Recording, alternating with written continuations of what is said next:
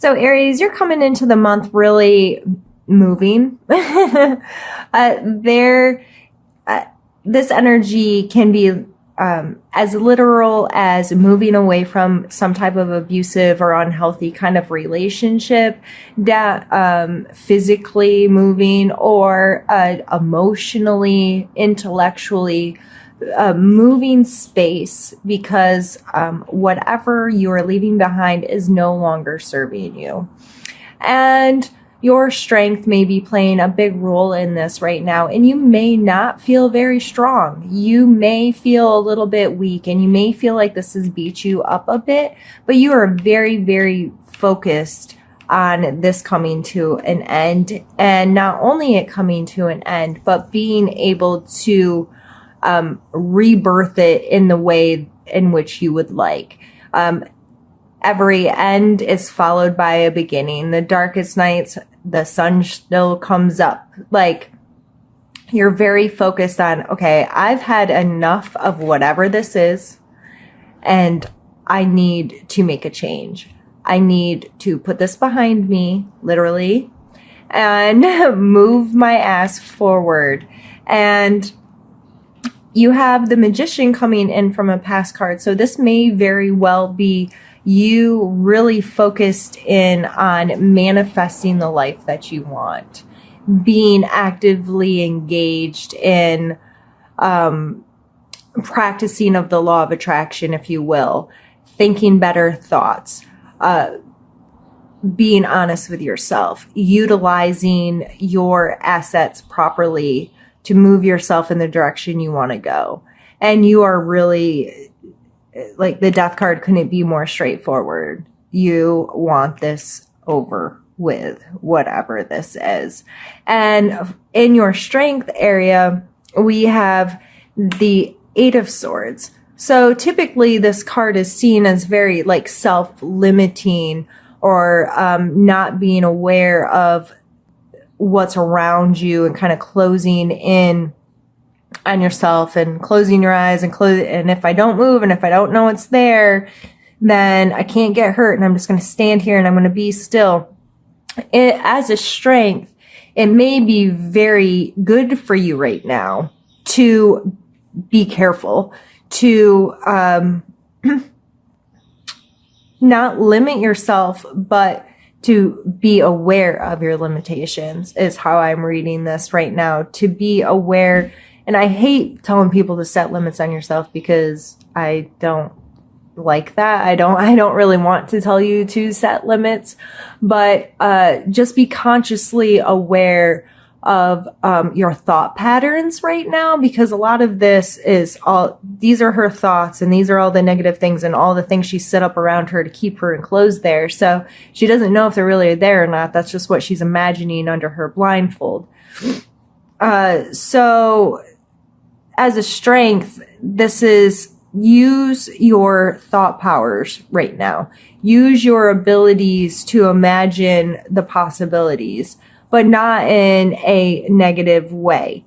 Use it in a very analytical way of what's serving me, what's not, what's going to benefit me, what's not, what can I physically do right now and what I can't, and working on just having a more logical view on what's happening in your surroundings.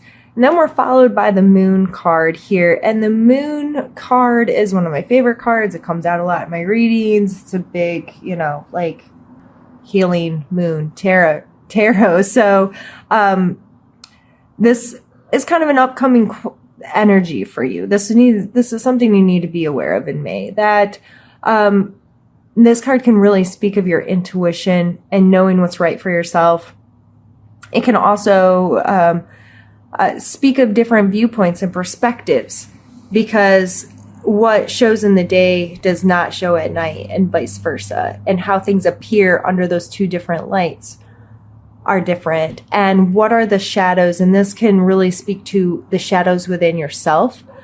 Traumatic experiences, or things you've held on to your entire life, these like subconscious shadows that are hidden inside of you, that maybe may be being brought into a different light because you are moving, you're changing your perspective on this, and you're focusing differently this month. And it may really lead to you intuitively being more conjoined with where you want to go in the life that you want to have.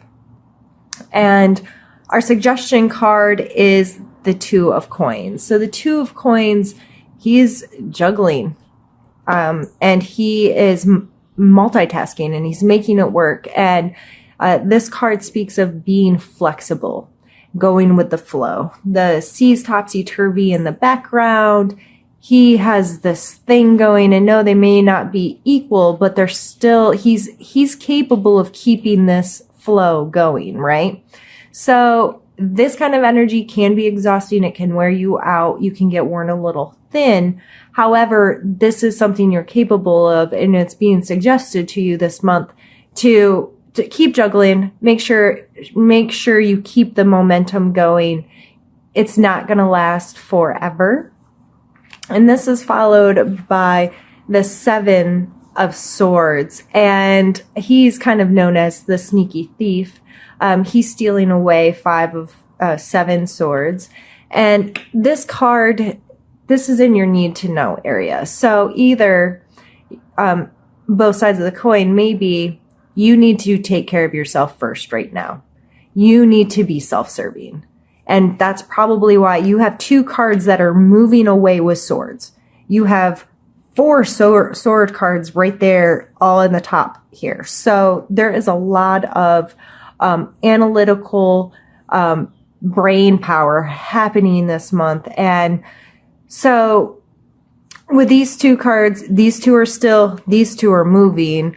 This is how you came into the month, and this is what you need to, one of the things you need to know this month. So either someone could be physically taking something from you.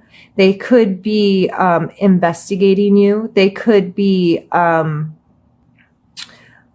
stealing time away from you, or just like sneaking away kind of thing. Or that could be you. Are you being sneaky with how you spend your time just so you have more time to yourself?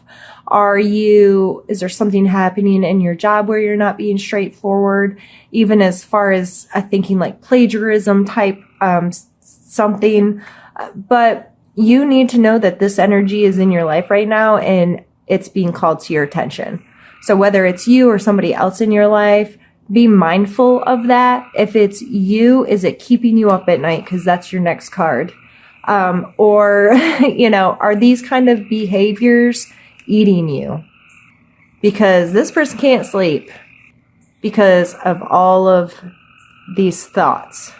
Let's rack them up. This is all the stupid stuff I've done, or these are all the bad choices I've made, or these are, I haven't been good to myself. I haven't been taking care of myself. Whatever I've done, guilt. I'm getting that very strongly from this card, especially in this placement. You are scared that this is how you're going to continually feel.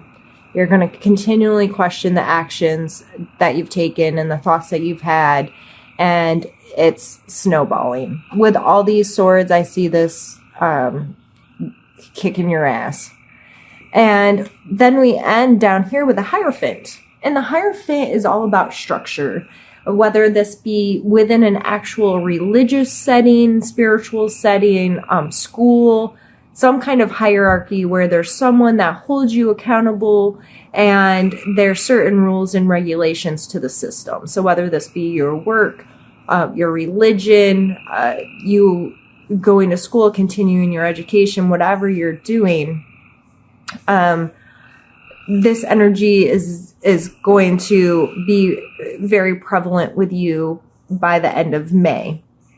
So I believe that's calling to your attention to if this stuff is really keeping you up at night, if you have committed behaviors that you feel guilt or shame over, you may very well need to spend some time structuring your life so you can work through dealing with yourself.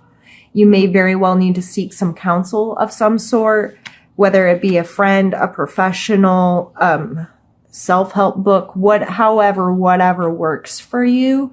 But that just pulls you into accountability with yourself, pulls you into some kind of structure that's going to help teach you how to better deal with this stuff. This is some heavy things. And I really get a strong feeling that, for a lot of you, it's this reevaluation of your relationships and where and how you spend your time. And you might be willing to leave it all. You're just ready to walk away from it and it be done. And you don't feel strong and you don't feel safe and you don't feel like you know what you need to know.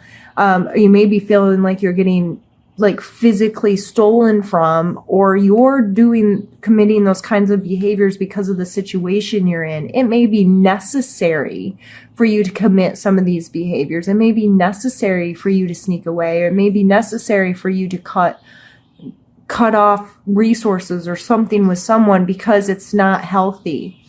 So regardless of how this is playing out, and with these general readings, I'm still new to doing this for general, and for, 50 or 100 or however many people watch this. In a personal reading, I would go much more in depth with some of these things, but I'm trying to keep it general. So, because regardless of what your position is in this month, Aries, these energies are there and you're going to be dealing with them in some capacity. And by mid-May, when the Uranus moves and all of these things happening, this could definitely cause some of this restructuring to happen in your life. So, I believe it's important for you this month to love yourself regardless and be understanding and give yourself time to deal, and don't be too harsh and mean on yourself and all of those good things that could go on and on. But instead, I'm going to pull an oracle card and see what that has to say. And these cards are so big, they're hard for me to shuffle.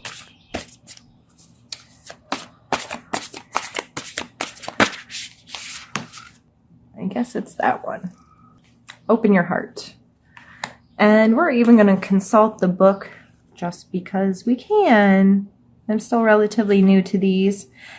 The truth of our world, nature, and environment is love. This is eternal love that makes no demands, has no expectations, and does not place limits or conditions on us. There is an opportunity for each and every person to experience love at this deepest level if they are willing to be open. Love can and will flow into your hearts, but only if you allow it. It will change your perception, nurture and hold you, and even give you strength to endure hardships. Take a moment, open your heart, and allow love to bring you joy, serenity, renewed energy, passion, and total unrelenting happiness. Well, how freaking beautiful is that? So, I think that is a beautiful card to get right now, just to remind you that it is there. Where you're at currently may not feel like this at all, but that doesn't mean it'll never be. That doesn't mean that it can't come into your life. Especially with the Magician coming up in your past. Like, I think you know that you can create the life you want, that you have a conscious role in manifesting in your life. But that doesn't mean that it's always easy, and it doesn't mean that the path from A to Z is a straight, smooth path. Like, coming to terms with some of this stuff and dealing with it is not comfortable, typically. But if you're in a constant reminder that love is there, it's around us all the time, we can share really awesome relationships with people that are just going to help us, overall in our life. Like, I think that's kind of the point of us being here, is to experience that beautiful unconditional love. And it's really, really sad when we don't allow ourselves to do that. So, yeah, this was heavy. Yeah, but that's okay. And a kid just tried to interrupt me and they got themselves.